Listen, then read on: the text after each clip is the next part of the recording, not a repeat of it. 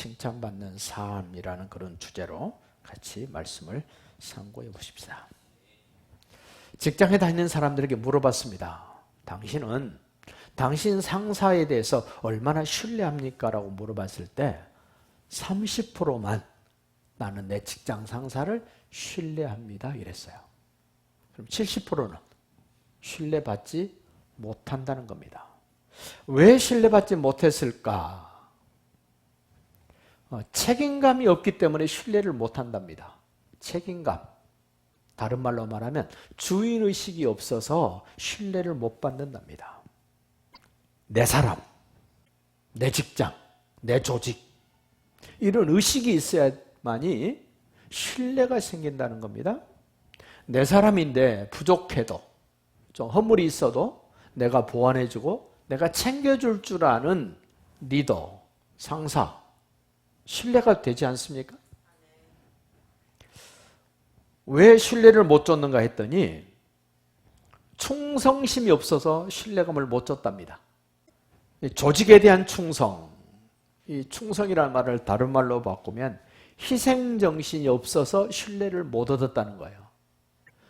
상사가, 리더가 자기 실속만 챙기고 자기 이익만 바라보고 하나도 조직을 위해서 희생하지 않는다면 그 사람 신뢰할 수 있겠습니까? 할 수 없습니다. 이기심을 버릴 줄 아는 상사, 이기심을 버릴 줄 아는 리더를 사람들은 신뢰한다는 겁니다. 왜 신뢰를 못 얻는가 했더니 자기가 해야 될 일에 대한 정확성이 없었다는 거예요. 여러분과 저도 원하든 원치 않든 지금 어른이 되어버렸어요. 여러분 주변 사람들에게 누가 묻는다고 하면 당신은 당신 주변 사람들이 당신을 얼마나 신뢰할 수 있겠습니까? 라고 묻는다면 몇 프로나 나올 것 같습니까? 여러분 말고 저를 물어볼게요. 여러분은 저를 얼마나 신뢰합니까? 왜 신뢰하세요? 거기에 대한 이제 이유가 있어야 됩니다. 나는 무조건 신뢰해. 이거는 신뢰성이 없어요. 이유가 있어야죠. 내가 이것 때문에 나는 신뢰합니다. 나는 이것 때문에 신뢰합니다. 조금 전에 얘기했던 것처럼 책임감이 있기 때문에 신뢰합니다. 해야 될 일에 대한 정확성이 있기 때문에 나는 신뢰합니다. 맡은 일에 대해서는 헌신적으로 충성하기 때문에 나는 신뢰할 수 있습니다. 라는 말이 나와야 그 신뢰가 진짜죠. 그런데 이 고린도 교회 지금 이 고린도전서 4장 1절 5절에 읽었지 않습니까? 고린도 교회를 세울 때 바울이 2차 선교 여행을 가서 누가 갔냐면은 반드시 바울은 갔겠죠. 그 신라도 동행했죠. 그리고 루스드라 더베 가가지고 디모데라는 청년을 데리고 갑니다. 가다가 드로아에서 누가를 만납니다. 그러면 몇 명일까요? 그렇죠. 최소한도 고린도 교회를 개척하러 갈 때 핵심 멤버가 4명이었습니다. 그 대단한 바울, 그리고 선교에 바짝바짝 눈을 뜨고 있었던 실라, 그리고 그 지역에서 굉장히 칭찬받았던 디모데, 그리고 병들면 고칠 수 있는 의사 누가가 동행을 해서 고린도를 갔습니다. 고린도에 가서 1년 6개월 동안 멋지게 고린도 교회를 개척을 했는데 고린도 교회 특징을 성경은 이렇게 소개합니다. 고린도 교회 사람들은 언변이 좋았다. 뭐가 좋았다고요? 말을 너무너무 잘했다. 그리고 지식이 뛰어났다. 이 자랑거리였습니다. 우리 은혜교회 식구들도 언변이 좋아지시기를 바라요. 지식도 넘치시기를 바랍니다. 고린도 교회의 장점이었어요. 그런데 이 고린도 교회에 문제가 있었습니다. 뭐가 문제였냐면 시기와 분쟁이 있었다 그래요. 시기와 분쟁. 시기는 여러 차례 말씀드렸습니다. 나한테는 없는데 이 집에는 있어. 그것 때문에 내가 불편해. 그래서 저 집에 그것이 없어졌으면 좋겠다고 바라는 것이 뭐냐면 시기예요. 저 집이 없어진다고 내 것 안 되는데도 불구하고 저 집에만 없으면 좋겠어. 이런 거 있습니까? 없습니까? 여러분들에게는 있나요? 없나요? 속으로만. 아마 거의 다 있습니다. 나는 강남에 못 사는데 누가 강남에 살아. 그 사람이 강남을 떠나도 내가 강남에 못 가. 그럼에도 불구하고 강남에 사는 사람은 꼴보기 싫어. 이게 다 뭐라고요? 시기예요. 고린도 교회에 그런 시기가 있었다. 이 나쁜 점입니다. 그리고 분쟁이 있었다. 왜 분쟁이 있었겠습니까? 자기가 대장하려고, 자기가 겸손하게 내려가면 될 텐데 싫은 겁니다. 자기가 대장하려고, 대장. 실력도 안 되면서, 능력도 안 되면서 대장하려는 사람. 그래서 분쟁이 생긴 겁니다. 근데 분쟁이 생길 때 뭐 때문에 생겼냐면, 아까 고린도 교회를 개척할 때 몇 명이라고 그랬어요? 바울, 실라, 디모데, 누가? 거기다가 또 베드로도 거기 끼어듭니다. 아볼로도 끼어듭니다. 성도들이 조심해야 될 것이 이제 고린도 교회에 나타나는데, 목회자를 바라볼 때 대단한 인물로 생각하지 마시라는 거예요. 목회자 그럼 누굴까요? 담임 목사, 부목사, 강도사, 전도사, 이런 교육자들을 바라볼 때 대단한 인물이라고 생각하지 마시라는 거예요. 쉽지 않죠. 그래도 목사인데, 그래도 부목사인데, 그래도 강도사고 전도사인데. 아니요. 그렇다고 너무 무시하시면, 그러니까 너무 이렇게 띄우지도 마시고 너무 무시하지도 마시고 적당하게 생각하시라는 거예요. 고린도 교회에서 이렇게 분쟁이 생긴 것은 아볼로 목사 대단한 목사예요, 이런 거예요. 바울 목사 대단해? 베드로 대단해? 아니요. 베드로보다도 예수님이 대단하세요. 아볼로보다도 예수님이 대단하시고 바울보다도 예수님이 대단하시다고 해야 되는데, 예수님 제껴놓고 어떤 목사 대단하고 어떤 강도사 대단하고 어떤 전도사 대단하다고 한 거예요. 이것 때문에 뭐가 생겼다고요? 분쟁이 생겼다, 파당이 생겼다.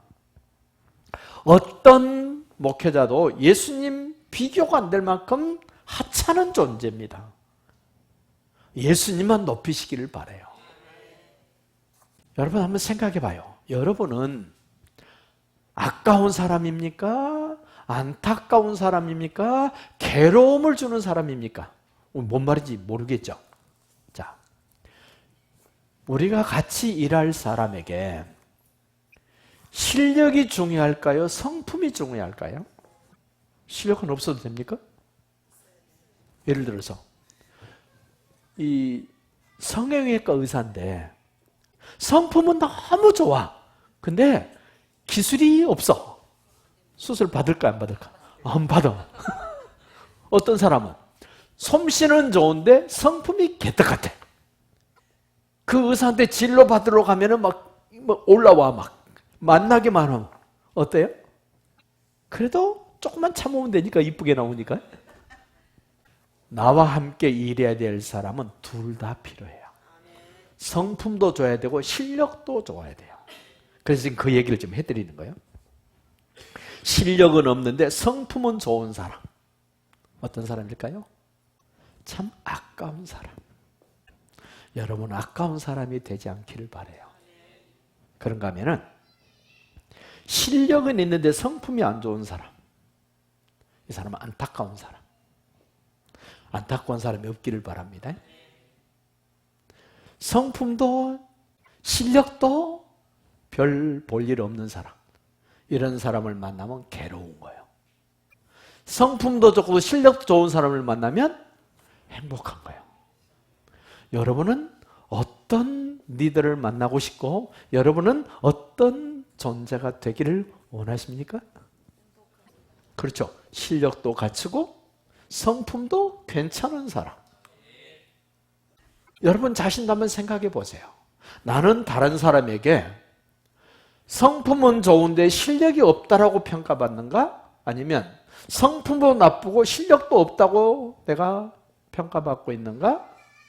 아니면 성품도 좋고 실력도 있다고 인정받고 있는가?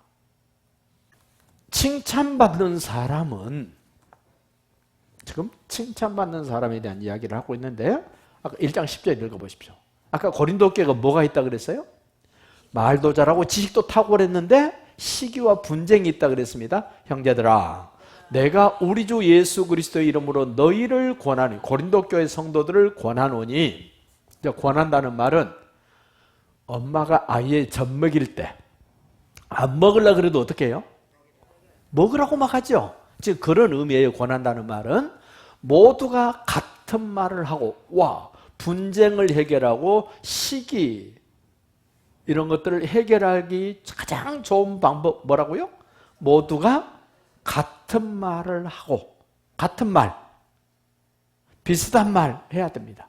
엉뚱한 말 하면 분쟁이 생깁니다. 또 너희 가운데 분쟁이 없이 같은 마음을 가져라. 같은 마음. 무슨 마음일까요? 예수의 마음, 겸손한 마음, 자기를 낮추는 마음, 상대방을 높여주는 마음. 교회가 이렇게만 되면 재밌습니다. 은혜가 됩니다. 즉 같은 마음, 예수의 마음, 겸손한 마음, 다른 사람을 높여주는 마음, 나는 낮아지는 마음. 글씨는 그냥 같은 마음인데 뭐 그렇게 많습니까? 그렇죠? 신앙생활은 그냥 이렇게 획일적으로 되는 게 아니에요. 또 보세요. 분쟁이 있는데 어떻게 하라고요? 같은 뜻으로 온전히 합하라. 같은 뜻. 너 내 뜻 따라와. 너 집에서 남편이 모든 식구는 내 뜻을 따라와야 돼. 이러면 어떻게 돼요? 신경질 나죠. 또 엄마가 전부 우리 식구는 내 뜻을 따라와야 돼. 성질 나지. 막내가 내 뜻을 따라야 돼. 그러면 안 되죠. 교회는 같은 뜻. 무슨 말일까요? 하나님의 뜻을 따르라는 거예요. 하나님의 뜻. 목사도 하나님의 뜻을 따르고 누구든지 다 하나님의 뜻을 따르면 분쟁이 될 일이 없죠. 하나님의 뜻을 따르라. 그리고 같은 마음, 같은 뜻, 같은 말을 하도록 온전히 합해라. 자, 합한다는 말은 옛날에는 문 붙일 때 풀로 붙여서, 밀가루 죽 써가지고 풀로 붙여서요. 근데 그거는 떨어지기도 하죠. 지금 본드로 붙여서, 본드보다 더 센 게 있죠. 순간접착제. 손가락 붙으니까 이거 안 떨어지더만요. 그럼 저 합하라는 말은 풀로 붙이라는 거요, 본드로 붙이라는 거요, 순간접착제로 붙이라는 거예요. 오케이. 다시 떼면 이쪽도 망가지고 이쪽도 망가져 쓸모없게 돼버릴 정도로 합하라는 거예요. 무슨 말인지 아시겠죠? 내 것만 좋게 하려고 띈다고 떼집니까? 제대로 붙여놨으면 안 되죠? 너도 안 되고 나도 못 쓰게 망가지는데 딱 하나로 합해 있으면 괜찮죠? 이제 그렇게 합하라는 겁니다. 교회의 기초는 예수입니다. 교회의 머리도 예수입니다. 중요한 것은 예수입니다. 기초가 중요합니다. 사람은 머리가 중요합니다.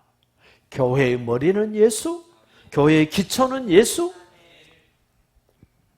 여러분, 고린도 교회가 지금 상황이 어수선하고 좋지 않습니다.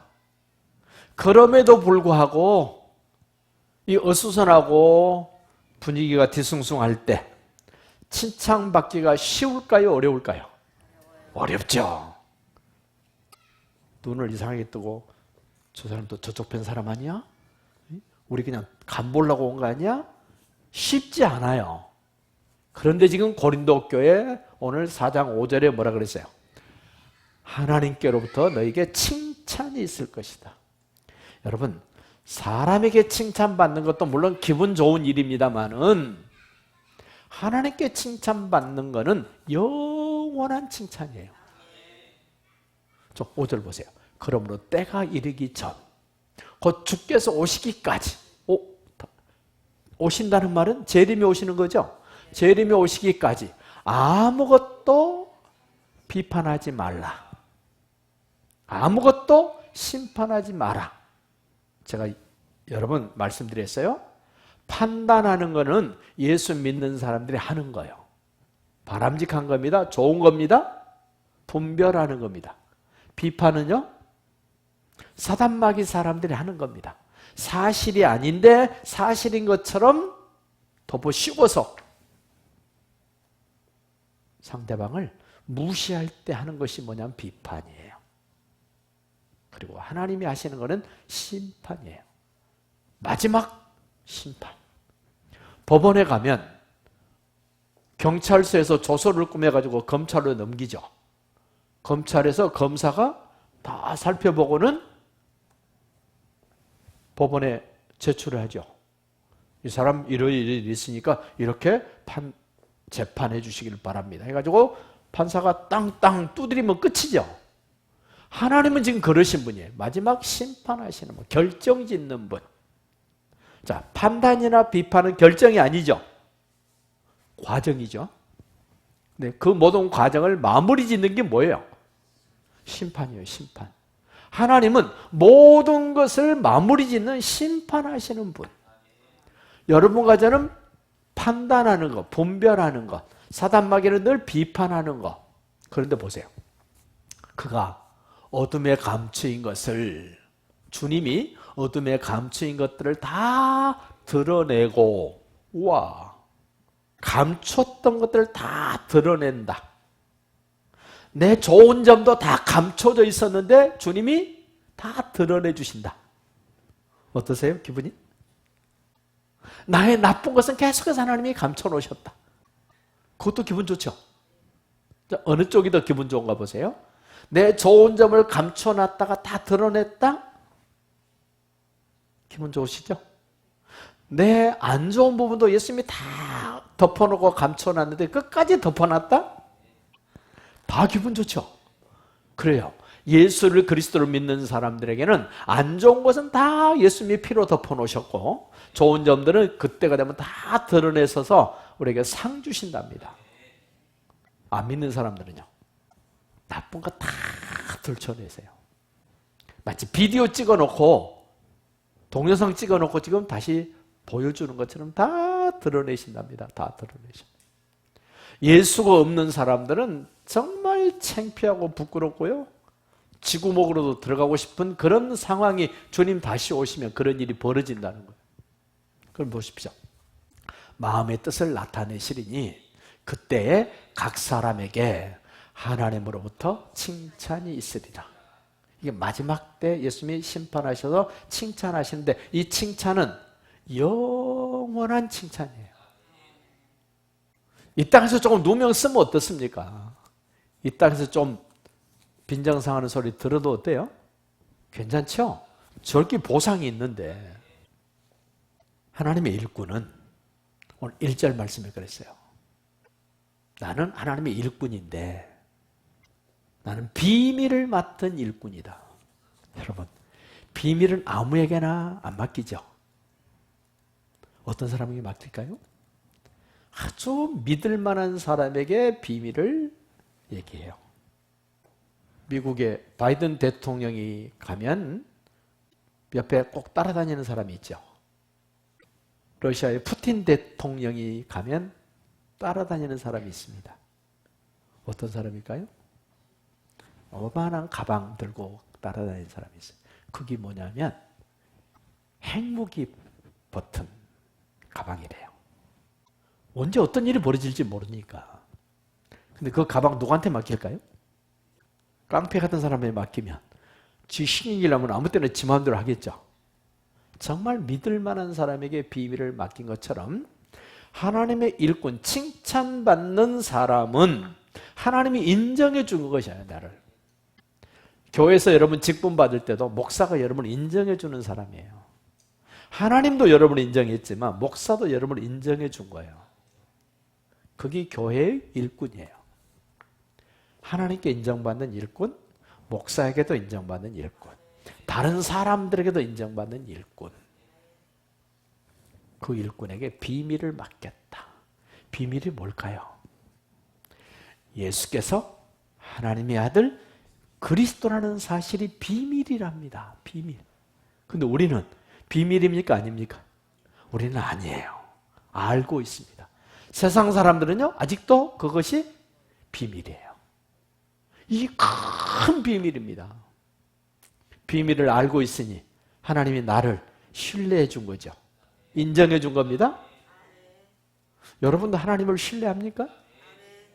비밀을 맡은 자. 이 비밀을 맡은 사람은 뭐 해야 되느냐? 충성해야 된다 그래요. 충성. 맡은 자가 구할 것은 충성이다. 충성은 내 마음대로 하는 게 아니에요. 시키는 사람이 말한 대로 해야 충성해요. 여러분을 누가 일꾼 만들어줬다고요? 첫째는 하나님이 여러분 일꾼을 인정해줬어요. 목사가 여러분 일꾼을 인정해줬습니다. 그럼 누구 말대로 해야 됩니까? 하나님의 말씀대로 해야 되고 목사가 시키는 대로 따라줘야지 충성이죠. 근데 자기 마음대로 해. 그건 충성 아니에요. 그건 반역이에요. 반역.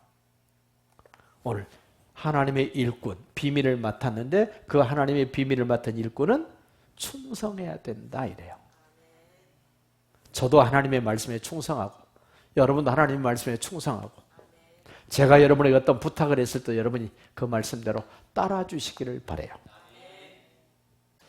그러면서 오늘 나는 나를 판단하지 않겠다 그래요. 판단하지 않겠다는 말은 다른 말로 좀 바꿔보시면 돼요. 나는 나를 비판하지 않겠다. 다른 사람이 나를 비판해요. 하나님의 비밀을 맡아서 일할 때 누군가가 나를 비판합니다. 소리가 들립니다. 그럴 때 여러분 어떻게 하실 거예요?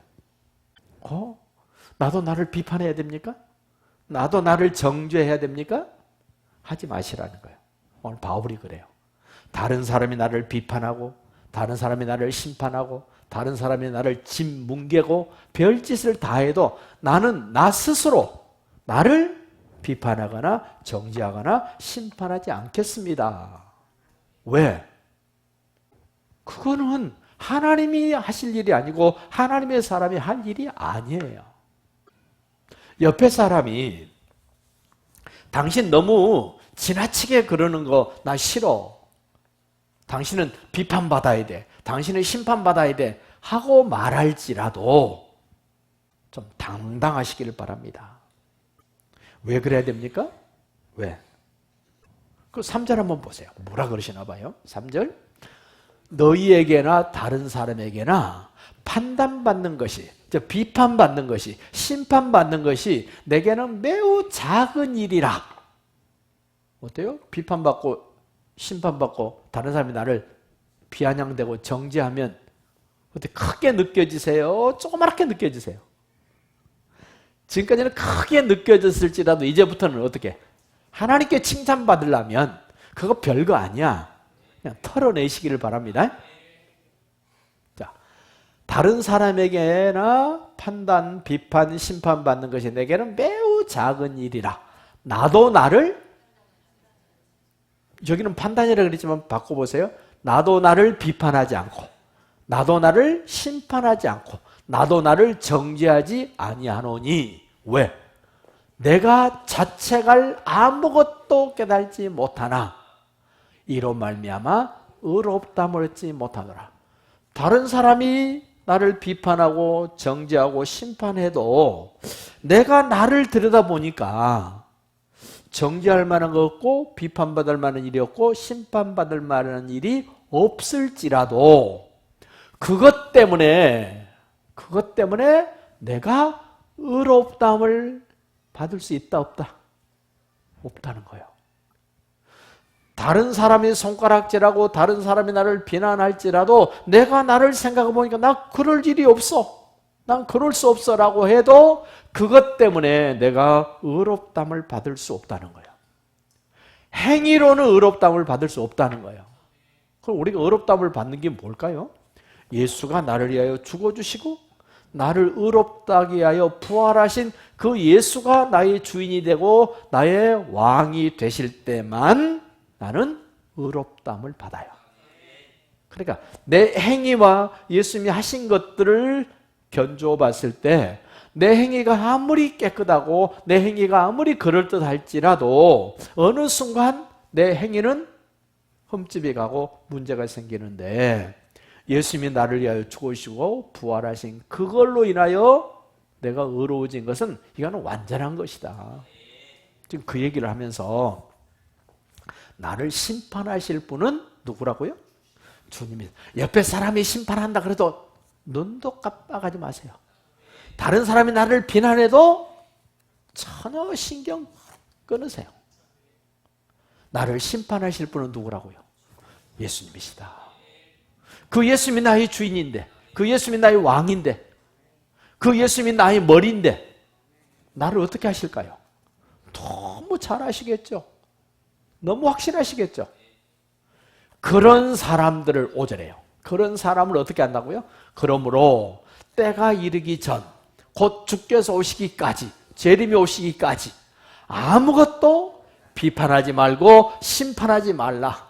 그가, 주께서 어둠에 감추인 것들을 드러내고 마음의 뜻을 나타내시리니 그때에, 그 마지막 때에 각 사람에게, 여러분 각각 사람에게 하나님으로부터 뭐가 있다고요? 칭찬이 있다. 저 칭찬이 상급입니다. 저 칭찬은 영원한 겁니다. 그 칭찬이 지금 내가 지금 예배하고 있는 이 자리, 예수를 신뢰하고 따라가는 내 신앙생활이 하나님께서 칭찬하시고 인정해 주실 것을 기대하면서 힘을 내시고 끝까지 칭찬 듣고 승리하시기를 예수님의 이름으로 축복합니다.